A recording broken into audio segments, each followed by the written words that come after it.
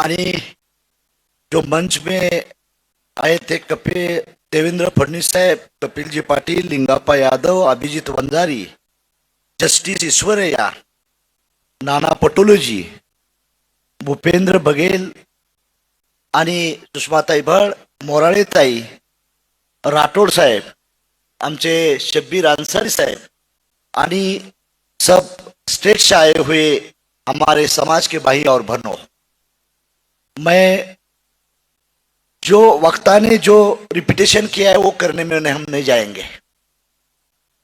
मैं तायवड़े साहब को और उसके टीम को धन्यवाद दिलाना चाहता हूं। आजादी की स्वतंत्रता अभी भी ओबीसी को नहीं मिली है। 340 आर्टिकल हमारे लिए डेढ़ है। वो जगाने की कोशिश जो ओबीसी महासंघ ने किया है उसको शुक्र अदा करने के लिए और उसको हिम्मत दिलाने के हम आए हैं। साथियों, मंडल का बंडल बनाने वाला कौन था और अभी भी जो बात कर रहे हैं वो करने वाले है क्या? जो बीजेपी और कांग्रेस दोनों की भी नियत ओबीसी के बारे में सही नहीं है तायवड़े साहब। जब तक तुम्हारा पॉलिटिकल रन रेट नहीं बढ़ेगा तब तक तुम्हें कोई नहीं पूछेगा। मैं एडवोकेट मिर्जा बेग का सलाम करना चाहता हूं। उसने ब्यूरोक्रेसी और जुडिशरी के बारे में हमारी समाज की हालत बताई है।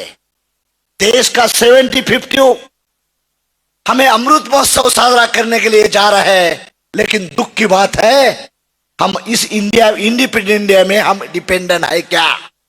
वो भी चीज सोचना चाहिए। हम किसी के खिलाफ बात नहीं करेंगे, किसी के दल के बात खिलाफ नहीं करेंगे। हम ओबीसी खुद को दोषी मानकर एक काम करना चाहते हैं साहब। क्या है? हाईकोर्ट के जज की बात जुडिशरी की छोड़ दो, तुम्हें कुछ भी रिजर्वेशन नहीं मिला साहब। महाराष्ट्र में मैं भी मंत्री था, आपका एजुटेशन था, सातों ही कन्वेक्शनों में आया हो, मिनिस्टर हो या न हो। जिस दिन 12 रूल्स बनाए गए, 2 दिन मंत्रालय चालू करने वाला महादेव जानकारी था, वो रूल निकलने वाले में थे, हम थे। लेकिन जब सेक्रेटरी हमारा नहीं था तो हमारे मानने को तैयार नहीं था, तो एक मुस्लिम आईएएस ऑफिसर ने ओबीसी के जीआर पास करने के लिए हमें मदद किया था। मुस्लिम ऑफिसर ने किया था साहब। मैं किसी का चमचा और दलाल बन के यहाँ नहीं आया हूं, मैं ओबीसी का कार्यकर्ता बन के यहां आया हूं। I am the real judgement, we are the beggar, you are not commander. जब तक ओबीसी कमांडर नहीं बनेगा तब तक तुम लायक नहीं बनेंगे। अरे हम साऊ फुले अम्बेडकर के गांव से पैदा हुए हैं, लेकिन सबसे अच्छा स्टेट इंडिया में कौन सा है? उसका नाम तमिलनाडु है। हम कुछ कहते हैं तायवड़े सर, नाम शिवाजी का लेते हैं, नाम अंबेडकर का लेते हैं, नाम महात्मा फुले का लेते हैं, लेकिन खुद का ही काम नहीं करते हैं। हम नालायक पौधा है, नालायक पौधा है। हम किसी को लायक करते हैं। तमिलनाडु में चीफ मिनिस्टर हमारा है और अपोजिट लीडर भी हमारा है, इसीलिए 67% वो स्टेट में ओबीसी का राज चलता है। हम इतने होते ही भीख मांगते रहते हैं। क्या है? हमें कुछ समझ में नहीं आ रहा है। जब इलेक्शन आता है तो किसी का मिनिस्टर बनने के लिए मैं किसी का चमचा बन के उसके पीछे भाग जाते हैं। जिस समाज का दल है वो समाज का बल है। तुम्हारा दल न होने के कारण आप बेदखल है। नाना पटोले साहब मेरे दोस्त है, बहुत अच्छा दोस्त है, लेकिन नाना जी को मैं सवाल करना चाहता हूं, जिस नेहरू ने बनाया था डिस्कवरी ऑफ इंडिया में, हमारी हालत क्या हो गई? मंडल को रोकने वाले कौन थे? यही हमें सोचना चाहिए। मंडल को आज तक राजी क्यों नहीं किया? मैं भी एनडीए का घटक दल हूं। जब मोदी साहब को हमने बोला कि साहब हम रीजनल पार्टी, छोटी पार्टी है, बैकवर्ड की पार्टी है, 340 आर्टिकल को संवैधानिक दर्जा क्यों नहीं मिला? आप लास्ट 7 दिन मोदी साहब ओबीसी बन के देश के वोट मांग रहे थे, तो हमारा एक कहना है कि हमें कॉन्स्टिट्यूशनल दर्जा मिलना चाहिए। मुझे सपोर्ट दिया रामविलास पासवान ने, मुझे सपोर्ट दिया प्रकाश सिंह बादल ने, मुझे सपोर्ट दिया चंद्रबाबू नायडू ने, मुझे सपोर्ट दिया रामदास आठवले साहब। 8 दिन के बाद मोदी साहब को हमने धन्यवाद भी दिया। तुमने कॉन्स्टिट्यूशनल अमेंडमेंट में गिर गया। मैं एनिमल हस्बेंड्री का मिनिस्टर था। 5 करोड़ रुपए देने के बाद महाराष्ट्र में जानवरों की गिनती हो जाती है, लेकिन हमारी कास्ट की सेंसस क्यों नहीं होती? अरे हम हिंदू हैं, हिंदू में 54% होते हुए हमारे लिए क्यों रिजर्वेशन, क्यों कास्ट सेंसस नहीं होती? तो उसको समझ में है वो पॉलिटिकल वो बड़े बन जाएंगे। तायवड़े साहब, आप ये डिमांड करो कि हमारे ओबीसी के लिए एमए और एमपी का रिजर्वेशन मिलना चाहिए, बाकी हम देखेंगे क्या करना है। तो तुम कौन देने वाले हैं? हम देने वाले हैं। I am not demander, we are a commander. हमारा पॉपुलेशन ज्यादा है लेकिन देश में बहुत खराब हो गया है। जिसका वोट ऑफ परसेंट कम है वो हमारे ऊपर बैठे हैं, और जिसका वोट ऑफ ज्यादा है वो भीख मांगते रहते हैं।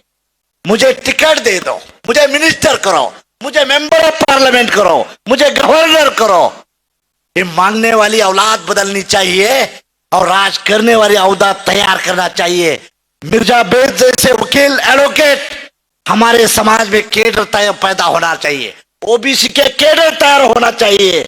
जब तक ये केडर तैयार नहीं होगा राजूरकर, तब तक हमारा सर्व मसला खराब हो जाएगा।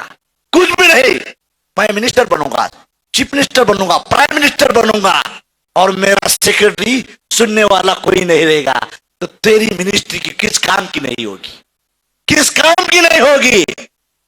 इसीलिए ब्यूरोक्रेट्स भी हमारे पास पाइए, जुडिशरी भी हमारे पास चाहिए, और बजटरी तरतूद भी बैकवर्ड के लिए मिलनी चाहिए। एससी एसटी को मिलना चाहिए, वो कोई नहीं। अपर कास्ट को मिलना चाहिए, उसको भी हम अपोज नहीं कर रहे। लेकिन हमारा हक क्यों है? हम महात्मा फुले के वारिसदार बताते हैं, महासाहू महाराज के वारिसदार बनाते हैं, बाबा साहब के फॉलोअर बनाते हैं, लेकिन हम कुछ नहीं कर पा रहे। हम ही बातें कर रहे हैं। ओबीसी को मेरा कहना है, तायवड़े साहब, मैं भी छोटी पार्टी चलाता हूं, मेरी बड़ी पार्टी नहीं है। ओबीसी मेरे साथ सब आते थे। इस देश का प्रधानमंत्री भी हमारी पार्टी का बन सकता है, देश का प्रधानमंत्री बन सकता है। लेकिन हमारे दुख की बात है कि परने फुके के खिलाफ ही नाना पटोले खड़ा किया जाता है। खड़ा करने वाला कौन है वो सोचना चाहिए। हमारे भाई में झगड़ा लगाने वाला कौन है वो सोचना चाहिए। जिस दिन वो समझ में आएगी तब तक ये देश का मालिक हम बन जाएंगे और बजट की तरतूद हम करेंगे। आपको नहीं बताएंगे कोई जो I am the ruler of the India, you are not the ruler of the India, I am the ruler of the India. इसीलिए मैं धन्यवाद देना चाहता हूं, तन मन धन के साथ दे और बी पॉलिटिक्स। हमारे ओबीसी भाई बोलते पॉलिटिक्स नहीं, ये गंदा है, पॉलिटिक्स करना चाहिए। अरे एम्स की लड़ाई में हमें अरेस्ट हुआ था, मेडिकल में मिलने वाला ईश्वरैया जज है, रिटायर जज है, उसके बदौलत मिला। उसने जब कोर्ट में नहीं जाता ईश्वरैया तो हमारे बच्चे को ये नहीं मिलता। काम करने वाले अलग होते, दिखाने वाले अलग होते। महाराष्ट्र में जीआर ऐसा नहीं निकला साहब, आपकी मेहनत थी। राजूरकर आप लोगों ने मेहनत किया था, लेकिन हम अंदर बैठे थे। कैबिनेट में भी झगड़ा करने वाले हम थे।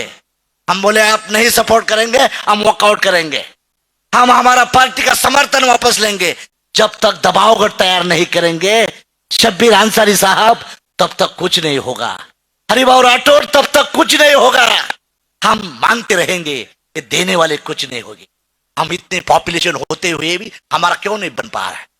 क्यों नहीं? हमारे आदमी को स्टेट मिनिस्टर आप करते हैं, आप बोलते हैं हमने मिनिस्टर किया है। स्टेट मिनिस्टर को क्या पावर होती है? स्टेट मिनिस्टर को कैबिनेट में बैठने के लिए भी अलाउ नहीं होता। I am a cabinet minister. तो हमारे आदमी को आप स्टेट मिनिस्टर करा के बोलता है कि हमने आपको मिनिस्टर किया है। सैनी साहब, हमें मालूम है ना क्या है, हरियाणा की क्या पोजीशन है। आप अच्छे बात करते हैं इसलिए आपको टिकट भी कट दिया है। मेरे पार्टी से लड़ जाओ, आपको टिकट दिया जाएगा। ये सोचिए, जब टिकट की फैक्ट्री हम नहीं बनाएंगे तब तक हम क्या करते रहेंगे, क्या करते रहेंगे? इसलिए बार बार तायवड़े साहब, राजूरकर, आपको मैं रिक्वेस्ट कर रहा हूं, मैं आपके बेटे का उम्र हूं। तुम जो परंत पॉलिटिकल सेंसस नहीं तैयार करेंगे, बैंक तैयार नहीं करेंगे, बैंक वोट बैंक नहीं तैयार करेंगे, तब तक कांग्रेस और बीजेपी आपके ऊपर राज करेगी।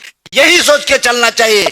टीडीपी का तेलंगाना का मैं स्वागत करूंगा, लालू का स्वागत करूंगा, मायावती का स्वागत करूंगा। मेरी पार्टी अच्छी नहीं तो तुम पार्टी बनाओ, तेरे साथ मैं अलायंस करूंगा। लेकिन ये दोनों भी हमें हिम्मत बनाएंगे, दोनों भी हमें धोखा देंगे। ये सोच के आपको चलना है। इसी के साथ मैं आपको धन्यवाद दिलाना चाहता हूं। जय ओबीसी, जय महात्मा फुले।